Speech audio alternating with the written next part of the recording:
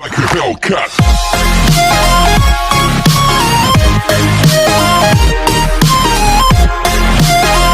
Hello students, welcome back again. तो ये है आप लोगों की वीडियो लेक्चर पार्ट 4। इससे पहले मैंने कवर अप कर लिया है पार्ट 1, पार्ट 2, पार्ट 3, जिसमें मैंने इलेक्ट्रिसिटी के बारे में बताया है। तो उस वीडियो को जाके ज़रूर से ध्यान से देखें। And guys, please subscribe to my channel और अपने सभी दोस्तों के साथ ज़रूर से शेयर करें। और हाँ, जो क्वेश्चन आंसर सीरीज़ मैं करती हूँ उसमें आज जो जो दो स्टूडेंट्स ने सही आंसर दिए हैं उनके नाम वीडियो के आखिरी में ज़रूर से डिस्प्ले होंगे। Okay, so let's get started guys. तो चलिए फटाफट से इस सेशन को स्टार्ट करते हैं। आज हम लोग क्या पढ़ने वाले हैं?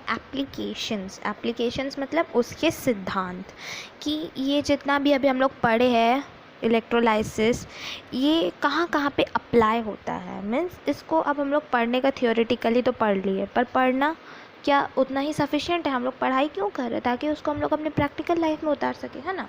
मेन मोटो क्या है पढ़ने का? यही ना, कि उसको प्रैक्टिकली कर सके। अब अगर रटने का ही काम होता तो वो बहुत आसान होगा, खाली रट रट के पास हो जाओ। बट रटना मोटो नहीं होना चाहिए। मोटो होना चाहिए कि जो हम लोग पढ़ रहे हैं क्या उसका कोई प्रैक्टिकल एप्लीकेशन है। हर एक टॉपिक को जब पढ़ना स्टार्ट होता है ना, तो अपना दिमाग में ये चीज़ डाल लिया कीजिए आप लोगों की आखिर ये टॉपिक हम लोग का प्रैक्टिकल लाइफ से कैसे रिलेटेड है। ठीक है, जब आप लोग को ये समझ में आ जाएगा ना कि प्रैक्टिकल लाइफ से कैसे रिलेटेड है, तब पढ़ाई करने में बहुत मज़ा आएगा। मेरा यकीन मानिए कि पढ़ाई करने का एक अलग ही नज़रिया बन जाएगा, एक अलग ही इंटरेस्ट आ जाएगा जब आप ये सोचने लग जाएंगे कि इसका प्रैक्टिकल में क्या यूज़ है। क्योंकि तब आपको पता चलेगा ना कि हाँ, प्रैक्टिकल में ये यूज़ है, हम लोग ऐसे पढ़ते हैं, इसको ऐसे करके देखते क्या ये चीज़ सही लिखा है। और किसी भी चीज़ को जब सही और गलत में हम लोग बांटते हैं तो उसका यूज़ हम लोग को और अच्छे से पता चलता है। ठीक है, तो बिना टाइम वेस्ट किए फटाफट से शुरू करते हैं। ठीक है, चलिए let's get started. So first application, ये किस चीज़ का एप्लीकेशन है? इलेक्ट्रोलाइसिस का। इलेक्ट्रोलाइसिस क्या है?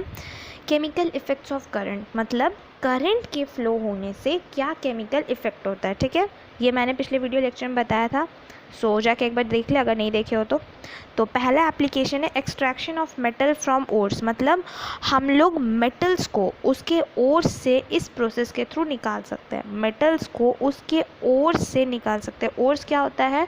जो हम लोग को धरती के नीचे से ऐसा ओर्स क्या होता है? ओर्स जो हम लोग को धरती के नीचे से मिलता है उसमें से मेटल्स निकाला जाता है। ठीक है, ओर्स धरती के नीचे से मिलता है, वो इम्प्योरिटीज़ होता है उसमें, तो उसको हटा दिया जाता है, उसके बाद हम लोग को मेटल मिलता है। ठीक है, ओर में से मेटल मिलता है, इतना ध्यान रखिएगा। तो ऐसा ओर मतलब इसमें क्या है कि मेटल्स को बहुत आसानी से निकाला जा सकता है उनके ओर से, वरना इसका बहुत बड़ा प्रोसेस होता है। ये मैंने इससे पहले वाली एक चैप्टर में कवर किया है। तो ओर्स से मेटल निकालने का प्रोसेस थोड़ा बड़ा होता है। तो इस प्रोसेस के थ्रू आसानी से मेटल्स को उसके ओर्स से निकाला जा सकता है। जैसे कि metals like aluminium, sodium, potassium, ये सबको आसानी से हम लोग निकाल सकते हैं। ओके, नेक्स्ट क्या है? Electro refining of metal. Electro refining of metal मतलब क्या है? इससे हम लोग प्योर मेटल को ऑब्टेन कर सकते हैं। मतलब इम्प्योर मेटल जो है उसमें से प्योर जो सब्सटेंस है, प्योर मेटल जो होगा उसको हम लोग एक्सट्रैक्ट आसानी से कर सकते हैं। इसके लिए एक एक्टिविटी भी दिया हुआ है, आई होप सो आप लोग के बुक में होगा, मुझे आगे देखना होगा। सो आगे पढ़ते हैं तो देखते हैं इसमें क्या एक्टिविटी है। बट हम लोग बहुत आसानी से इस प्रोसेस के थ्रू मेटल को, जो प्योर मेटल होता है उसको आसानी से निकाल सकते हैं। ठीक है, जैसे कि for example in electro refining of copper, जब हम लोग कॉपर का इलेक्ट्रो रिफाइन करते हैं तो कॉपर को कैथोड बनाते हैं। कैथोड मतलब जो नेगेटिव टर्मिनल से कनेक्टेड है। ठीक है, कैथोड को कॉपर का जो रॉड होता है उसको कैथोड बनाते हैं, and the impure copper rod as anode, और जो इम्प्योर कॉपर रोड होता है उसको एनोड बनाते हैं। और सॉल्यूशन क्या लेते हैं? कॉपर सल्फेट का। कॉपर सल्फेट जो सॉल्यूशन होता है वो इलेक्ट्रोलाइट के थ्रू काम करता है। तो इसमें क्या होता है, यहाँ एनोड से जाता है, मतलब जो इम्प्योर वाला कॉपर है वो डिपॉजिट होता है इलेक्ट्रोलाइट में, उसके बाद वो जाके प्योर वाला कॉपर के नीचे, कॉपर वाला जो इलेक्ट्रोड है उसके नीचे जाके डिपॉजिट होते जाता है, जिससे एक अच्छा सा लेयर बन जाता है, मतलब हम लोग को प्योर मेटल मिल जाता है। ठीक है, इलेक्ट्रो रिफाइनिंग ऑफ मेटल का मतलब समझ आ गया। अब इलेक्ट्रोप्लेटिंग, ये भी एक तरीका है, ये भी एक एप्लीकेशन है, मतलब ये भी हम लोग उस इलेक्ट्रोलाइसिस के प्रोसेस से कर सकते हैं। इलेक्ट्रोप्लेटिंग क्या होता है? बहुत ही कॉमन सा वर्ड आप लोग सुने होंगे कि सोना का पानी चढ़ा हुआ है, सोना का परत चढ़ा हुआ है इस ऑर्नामेंट में या इस गहना में, ठीक है। ये तो बहुत ही आसान, मतलब बहुत ही कैजुअल सा लैंग्वेज जो आप लोग सुने होंगे कि अरे इसके इस गहना में तो सोना का पानी चढ़ा हुआ है। What does it mean? It means electroplating. ये भी उसी प्रोसेस से होता है, ठीक है। हम लोग एक पतला सा जो लेयर होता है मेटल का, वो हम लोग डिपॉजिट कर सकते हैं इलेक्ट्रोप्लेटिंग के थ्रू, ठीक है। तो चलिए एक्टिविटी 4 की तरफ देखते हैं, उसमें इसी चीज़ को बहुत ही अच्छे से समझाया गया।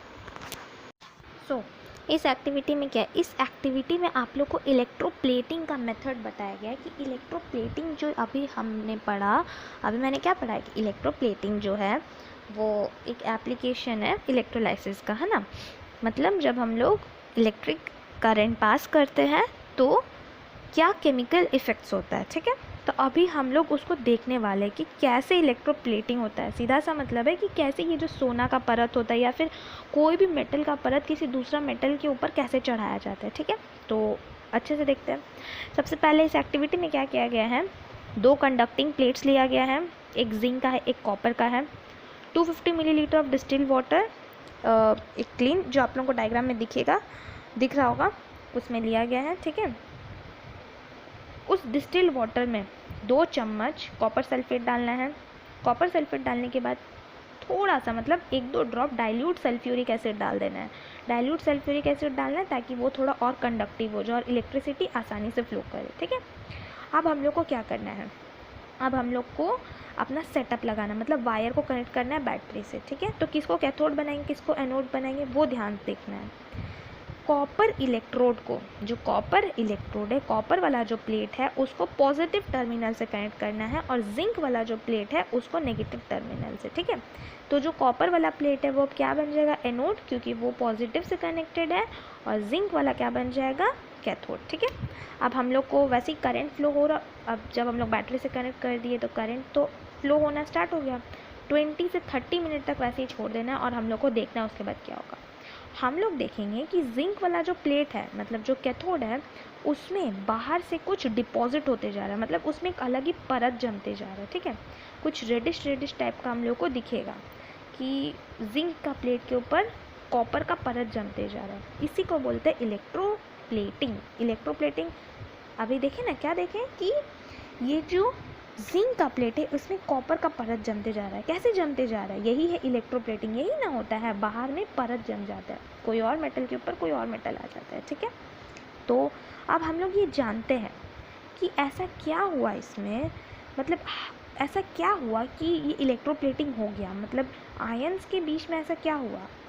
हम लोग जो आयंस लिए, ये जो कॉपर सल्फेट सॉल्यूशन लिए, डाइल्यूट सल्फ्यूरिक एसिड लिए, कैथोड बना, एनोड बना, कैसे ये कैथोड और एनोड किसी को भी बना सकता है, नहीं, ये सब चीज़ एक प्रोसेस है, ठीक है।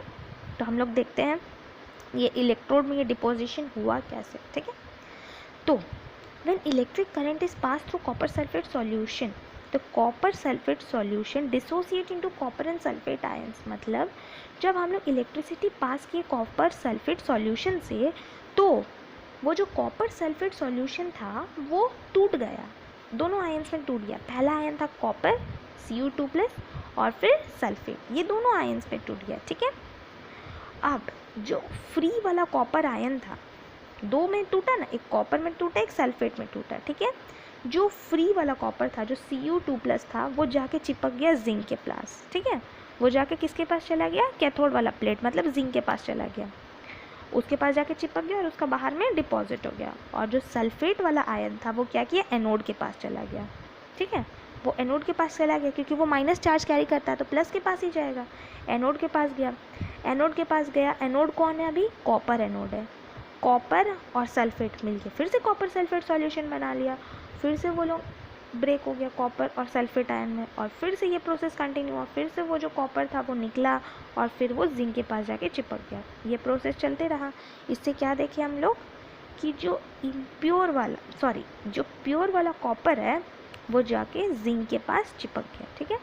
इसे हम लोग समझ गए। So sulphate ions move to the copper plate where they react with copper to form copper sulphate again, ठीक है। The copper is effectively remove from anode, मतलब कॉपर जो है वो कॉपर प्लेट से यानी कि एनोड से आसानी से निकाल लिया गया और कैथोड के पास चला गया। समझ में आ गया? ये प्रोसेस बहुत ही आसान था, इसको एक बार फिर से सुन लीजिएगा अगर नहीं समझ आया तो, ठीक है। अब ये जो इलेक्ट्रोप्लेटिंग का प्रोसेस है, इसका कुछ कंडीशंस होता है। अभी मैंने आप लोग को बताया ना कि हम लोग का जो मन जैसा मन, अब एनोड और कैथोड जो हम लिए, ये कैथोड में क्या लिए, जिंक लिए, और एनोड में क्या लिए, कॉपर लिए। ऐसा भी तो हो सकता था कि हम एनोड जिंक को ले लें और कैथोड कॉपर को ले लें, और उसके बाद ये जो सॉल्यूशन लिए कॉपर सल्फेट का, क्यों कॉपर सल्फेट ही सॉल्यूशन चुने, कोई और सॉल्यूशन क्यों नहीं चुने, ऐसा भी हो सकता है ना। तो इसका एक प्रोसेस होता है। प्रोसेस क्या है, पहला क्या है, the article to be electroplated should be made the cathode of an electrolytic cell.